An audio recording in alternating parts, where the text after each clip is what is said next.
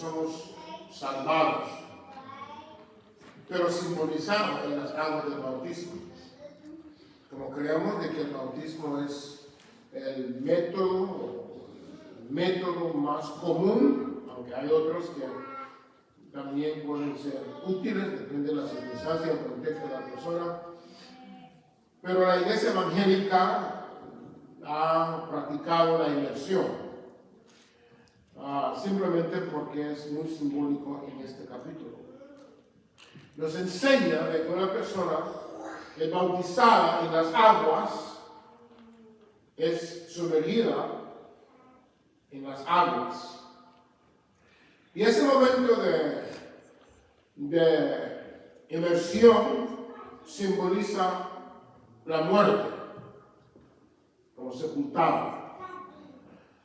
Obviamente no por 3 días, aunque una vez estuve bautizando a una hermana, ella era la esposa del hermano Fran Vega, y la bauticé y ella no lo cuenta, pero me imagino que tenía miedo de poner su cara bajo las aguas. Y ahí estaba, mirándome. Y ella como que dice, no quiso. Y la empujé. Así de rápido. Ella me dice, ella me dijo, pues yo la bauticé 2 veces. Pero el hecho de que se baja bajo la superficie del agua es un símbolo de una sepultura. Y obviamente, rápidamente se levanta para que no se ahogue. Han habido casos interesantes, donde incluso allá en el país de Haití, una hermana fue bautizada y cuando la estaban levantando de las aguas, según ella sintió una fuerza que la controlaba y la empujó bajo las aguas de las manos de los que estaban bautizando, como la estaba ahogando. Pero los ministros del Señor, mirando lo que estaba pasando, reconocieron inmediatamente que estaban peleando con las fuerzas del mero diablo. Ella estaba renunciando al diablo públicamente y el diablo dice, si no puede tenerla, la voy a ahogar. Y de repente los ministros tuvieron que entrar en acción para demostrar. Hay un video de esto, de que ellos tuvieron que luchar contra el demonio y sacarla de las garras del diablo y levantarla de las aguas para que de repente sus manos fueran alto. ¡Aleluya! Bendito sea el nombre del Señor. Venció al diablo, resucitó la hermana de las aguas del bautismo. Así que al levantarse es un acto de triunfo, un acto de victoria, un acto que uno declara, diablo te renuncio y Cristo es mi capitán. Amén. Para siempre jamás. Aleluya. Entonces, ¿cuál es nuestra identidad con Cristo? Yo creo que acá en esta porción, incluso todo el capítulo, nos da por lo menos 3 identidades que usted y yo debemos no solamente replicar en nuestras vidas, pero reconocerlos en nuestra vida cotidiana. Primero, vamos a ver la identidad de la crucifixión de Cristo. La crucifixión. Cristo fue crucificado, murió en la cruz, fue sepultado 3 días en el sepulcro. En la Biblia, la crucifixión es uno de los métodos más feos en cuanto a la muerte de la gente. Usted y yo no sabemos, quizá nunca vamos a saber, excepto leyendo cómo era la crucifixión romana, pero era tremendo. Hay una película que fue filmada, se llama La Pasión, por Mel Gibson. Él trató de describir la agonía, el sufrimiento que que pasó a Jesús. Hace poco leí un artículo que dice, Mel Gibson resucita. O sea, que era el título del artículo. Resucita. Interesante. Y seguí leyendo, porque cuando él filmó esa película, el doctor Dawson, el cual hace poco falleció, le dijo a Mel, excelente trabajo en lo que hace que para tratar de darnos saber cómo fue, pero le falta algo. Y él no acudió a la resurrección.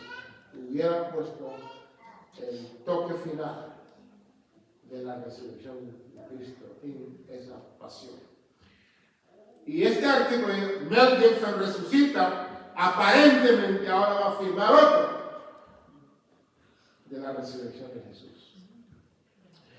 No hay triunfo a menos de que demostremos de que Cristo vive, porque murió, fue crucificado.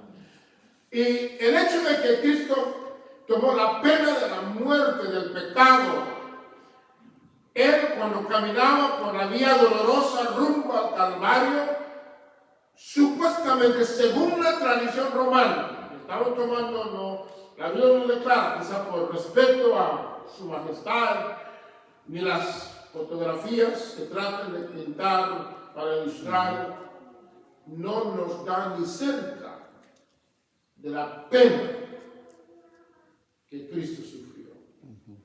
Supuestamente, según la tradición romana de la crucifixión, él andaba completamente desnudo. Imagínense, el Salvador, el Dios creador que aborrece la desnudez, me lo dice en su palabra. Él reconociendo que es una pena, una vergüenza pública, él permite que su creación, el hombre, lo toma y lo rompe su ropa y lo manda por la calle, la vía dolorosa, desnudo. Alguien ha dicho que la sangre que Cristo goteó durante la trayectoria a la cruz era suficiente para cualquier hombre normal de caerse muerto en el camino. Pero aún en la cruz del Calvario, él derramó sangre. Y esa sangre derramada en la cruz del Calvario hubiera sido suficiente para que él muriera así.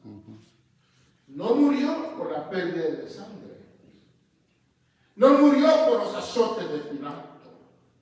Él no murió en la cruz del Calvario solamente porque llegó su hora. Él murió porque él decidió morir.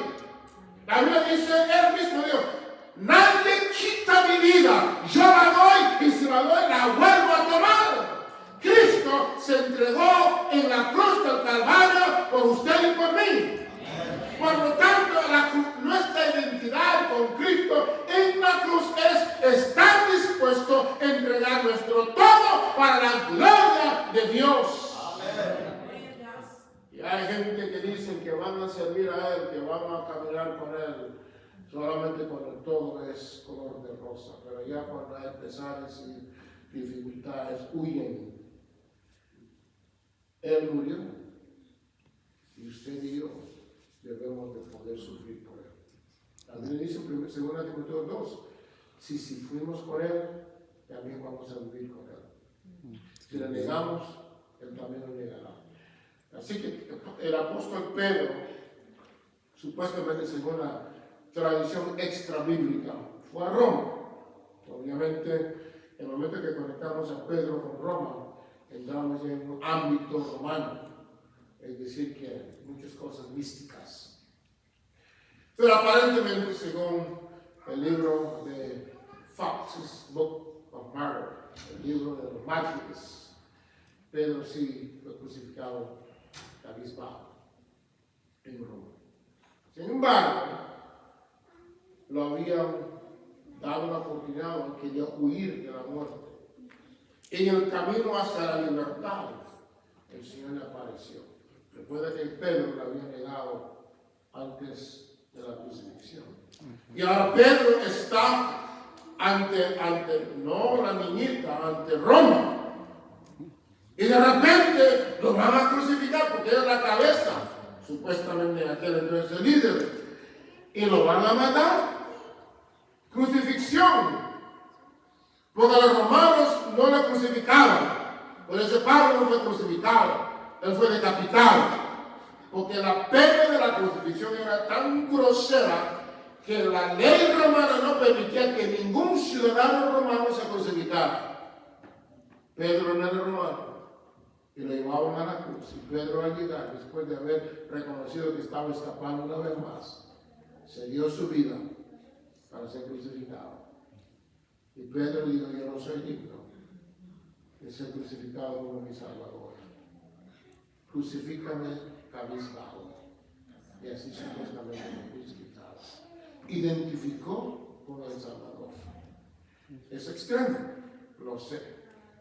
Pero de todas maneras, el punto que quiero que sepan, no solamente de que tenemos que ser crucificados, identificando con él en sufrimiento, pero tenemos que identificarnos con él en sacrificio de la muerte, en el hecho de que estamos decididos sepultar, abandonar el pecado. Para nosotros, pues, el pecado es atractivo, es deleitoso, es atrayente, pero el hecho de que nosotros nos identificamos con Cristo, cuando nosotros decimos bautizarnos, nos sepultamos todo el mundo atrás, la cruz delante, como dice el canto, es decir que yo de hoy en adelante con Cristo soy crucificado, ya no vivo yo, en la vida que vivo lo vivo por Cristo. Mi vida ahora es de Él. Yo voy a demostrar al mundo entero, ya no soy el de antes.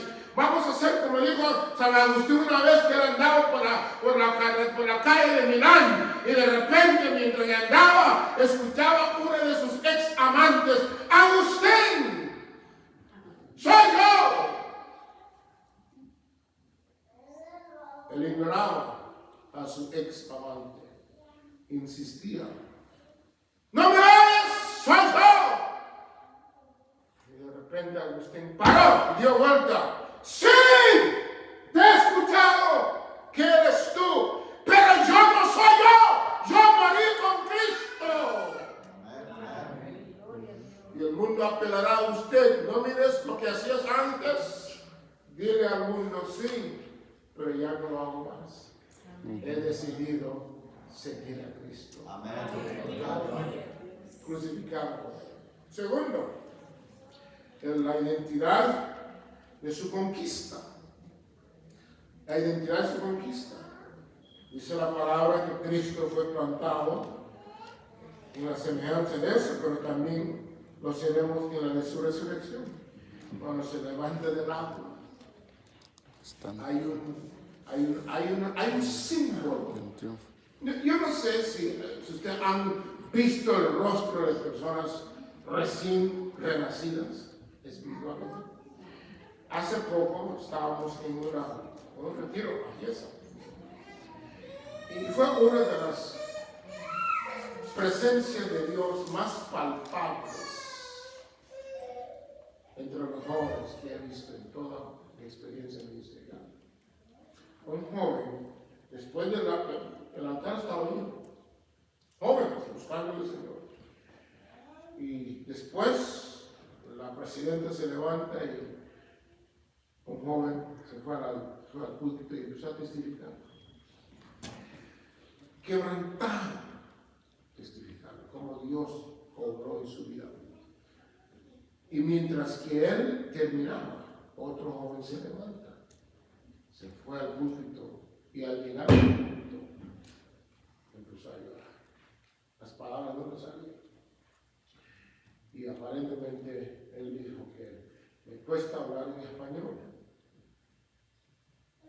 ¿Quiere testificar en inglés? Vale, como usted gusta. Pero siguió, pudo hacerlo, yo le digo.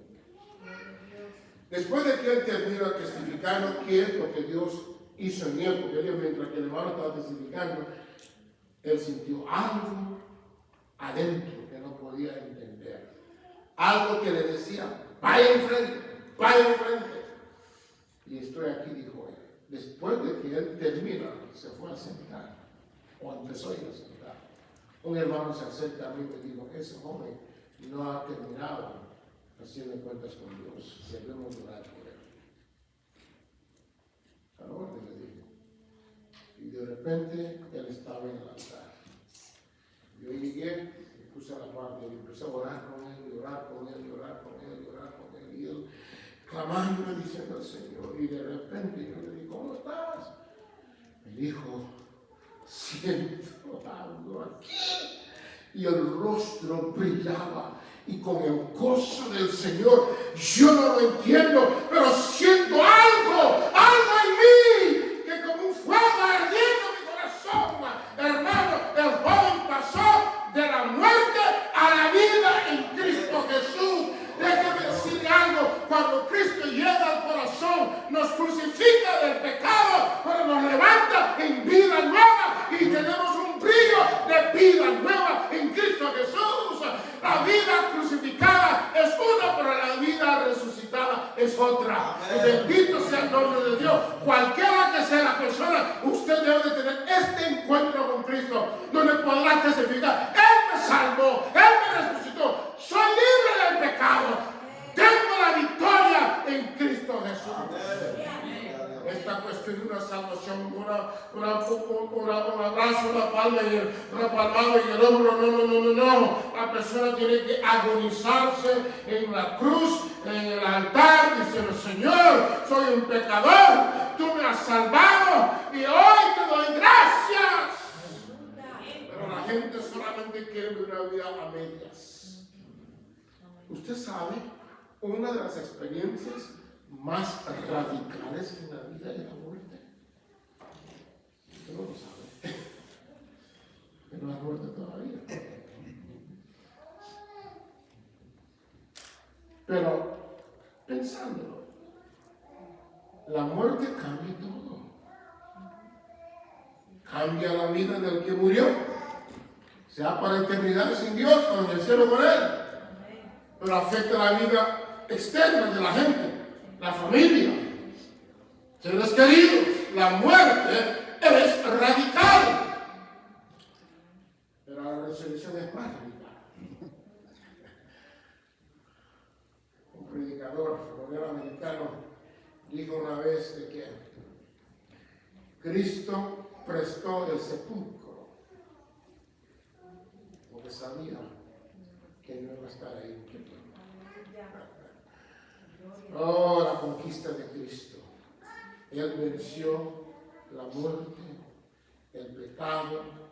Al doctor Del Yocom, autor de un libro que se llama El Camino Santo, él dijo de que Cristo, cuando fue crucificado y sepultado, el mundo romano, el mundo judío, el mundo trataron de retenerlo en el sepulcro.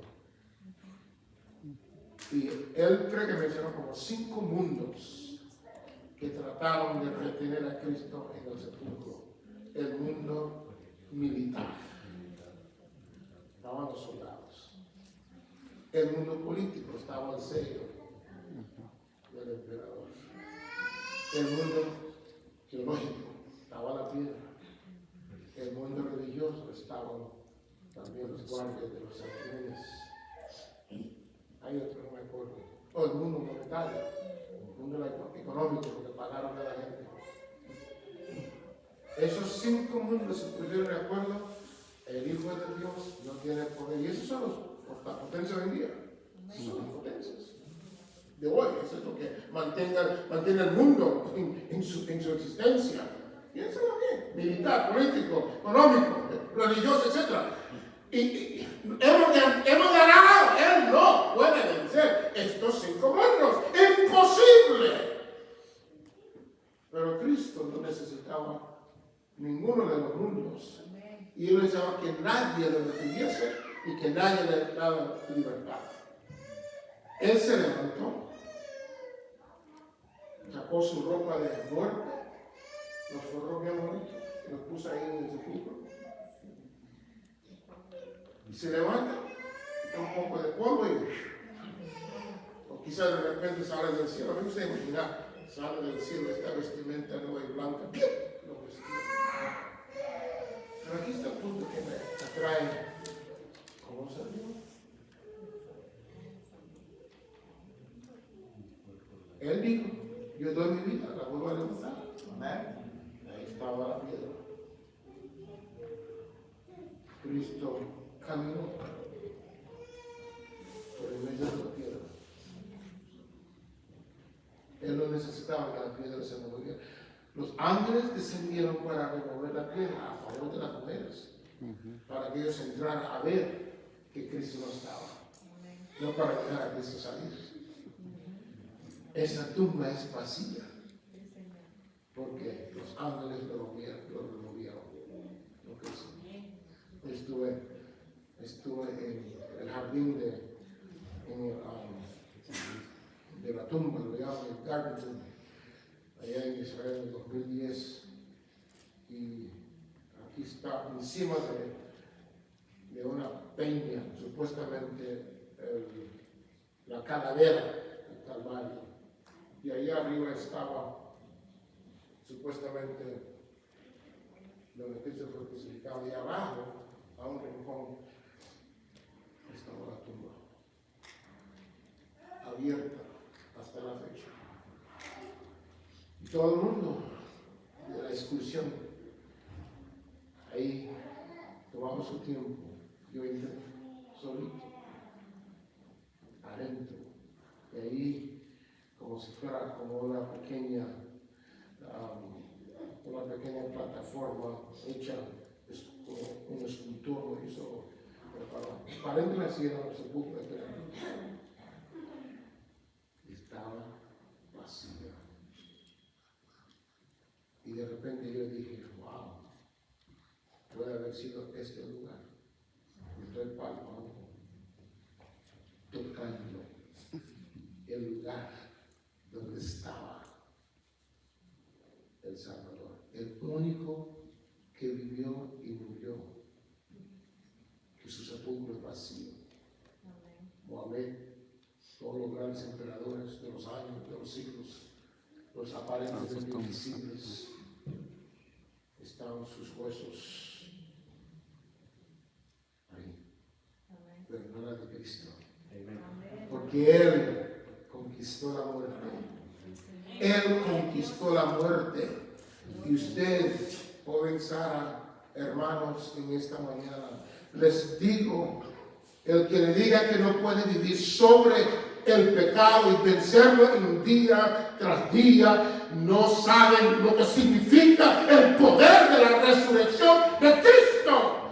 De tal manera Él resucitó, el pecado ya no tiene dominio sobre Él, y el que está en Cristo tiene poder para vencer al diablo, el mundo y la carne. Amén. Pero tiene que estar en Cristo.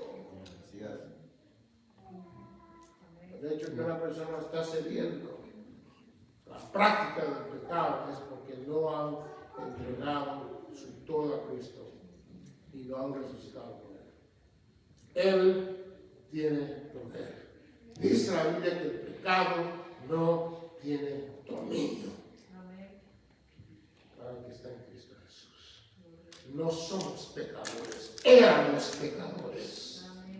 Amén. Escuchen bien. Un versículo me dice que somos, Pablo, yo soy el primero de los muchos. Pablo estaba dando un testimonio de su vida pasada, no presente. No somos pecadores. Por la gracia de Dios, somos pecadores salvados. Aleluya. La Biblia nunca nos dice que los hijos de Dios son pecadores.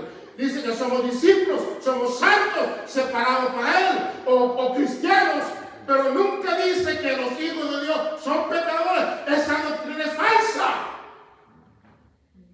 Cristo destruyó el pecado. Amén. El Hijo de Dios vino para destruir el pecado. ¿Cómo andaremos en el pecado si hemos sido resucitados con Cristo Jesús?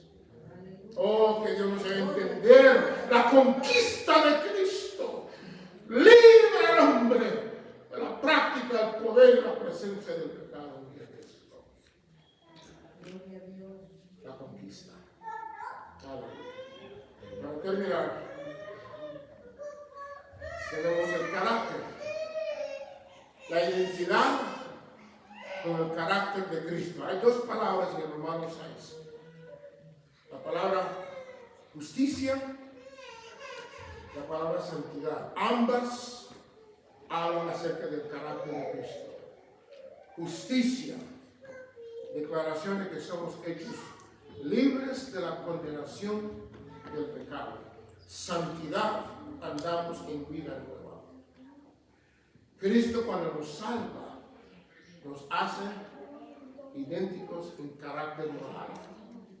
Incluso en el libro de 1 de Juan 4 dice, así como Él es. ¿Escuché bien? Así como Él es, así somos nosotros en este mundo. Usted y yo tenemos la gran oportunidad de identificarnos con el carácter de Cristo Jesús. Escuche lo que dice el apóstol Pablo, 2 Corintios 5:17. De modo si alguno está en Cristo.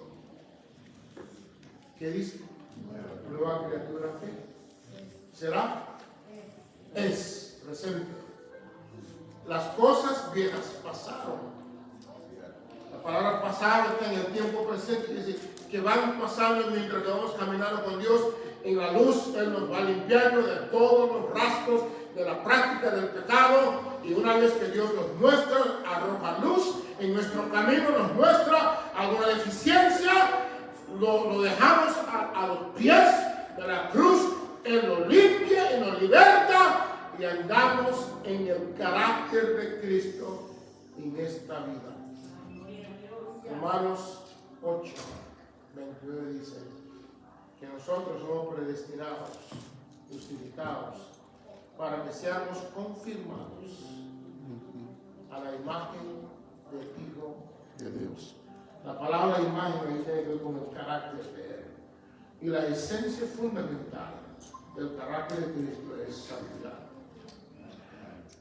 Dios quiere que usted y yo vivamos nuestra vida idéntica a la de Él en esta tierra. Usted dirá, hermano, si es imposible. Lo es. Si era posible, Cristo no hubiera venido.